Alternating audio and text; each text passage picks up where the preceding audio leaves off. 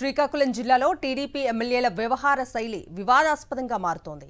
అరాచకానికి care of address గా మారుతున్నారు. మొన్నటి వరకు కేజీబీవీ ప్రిన్సిపల్ ను వేధింపులకు గురి చేశారన్న అభియోగంతో ఆముదాల వలస ఎమ్మెల్యే కూన రవికుమార్ వివాదం నడవగా ఆ తర్వాత మంత్రి అచ్చెన్నాయుడు పేషీలో పనిచేస్తున్న ఓఎస్డీ యంత్ర పరికరాల కంపెనీతో నడిపిన కమిషన్ల వ్యవహారం చిచ్చురేపింది. వీరిద్దరి తర్వాత తాజాగా నర్సన్నపేట ఎమ్మెల్యే బగ్గు రమణమూర్తి వ్యవహారం తెరపైకి వచ్చింది. సిక్కోలు జిల్లాలో తరచూ వివాదాస్పదమవుతున్న ఎమ్మెల్యేల్లో నరసన్నపేట ఎమ్మెల్యే బగ్గు రమణమూర్తి ఒకరు. అవినీతి అక్రమాలపై బగ్గుపై ఎన్నో ఆరోపణలున్నాయి.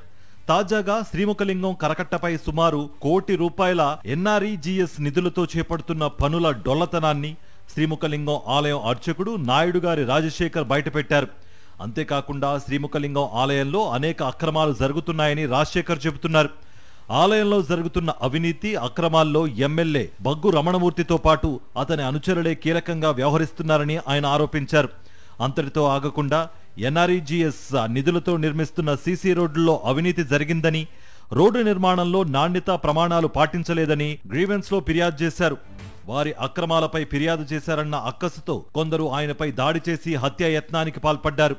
ఎమ్మెల్యేకు చెందిన 8 మంది అనుచరులు జూలై 10వ తేదీన దాడి చేశారని నాయుడు గారి రాజశేఖర్ గత నెల పోలీస్ స్టేషన్లో ఫిర్యాదు చేశారు. అయితే ఎమ్మెల్యే ఒత్తిడితో పోలీసులు కూడా తేలికపాటి సెక్షన్లతో కేసు నమోదు చేశారని రాజశేఖర్ ఆరోపిస్తున్నారు.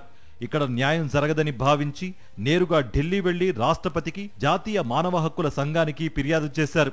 కారణాలు స్థానిక ఎమ్మెల్యే బగ్గు రమణమూర్తి గారికి నాకు ఎటువంటి కారణాలు లేవు.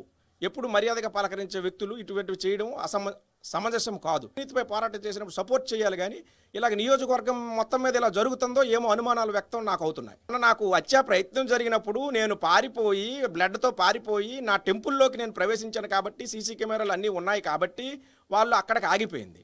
ఒకవేళ హత్య జరిగితే ఎవరు బాధ్యతలు అంటే ఆ రోజు రాత్రి రాకుండా ఎఫ్ఐఆర్ లేకుండా కామప్ చేసే ప్లాన్ చేస్తారు. రేపొద్దున ఒక టెంపుల్ హెరిడిటరీ ప్రియేషన్ నాకే జరిగింది, సగటు మనిషికి ఇలా జరిగితే ఇది ప్రజాస్వామ్యం కూని అవుతుంది ఇక్కడ ఆంధ్రప్రదేశ్ రాష్ట్రంలో అని నాకు సందేహం కూడా వ్యక్తం అవుతుంది. కాబట్టి రక్షణ కల్పించాలని ఎస్పీకి చెప్తే మీరు హైకోర్టుకు వెళ్ళి హైకోర్టు జడ్జి చేత మాకు చెప్పిస్తే నేను మీకు రక్షణ కల్పిస్తానన్నారు. అందుకే ఎన్హెచ్ఆర్సీ చైర్మన్ సుప్రీంకోర్టు జడ్జి హోదా కాబట్టి ఆయనకి రిప్రజెంటేషన్ ఇచ్చాము. తనకు ఎమ్మెల్యేతో ప్రాణహాని ఉందని, రక్షణ కల్పించాలని కోరుతున్నారు అర్చకుడు రాజశేఖర్.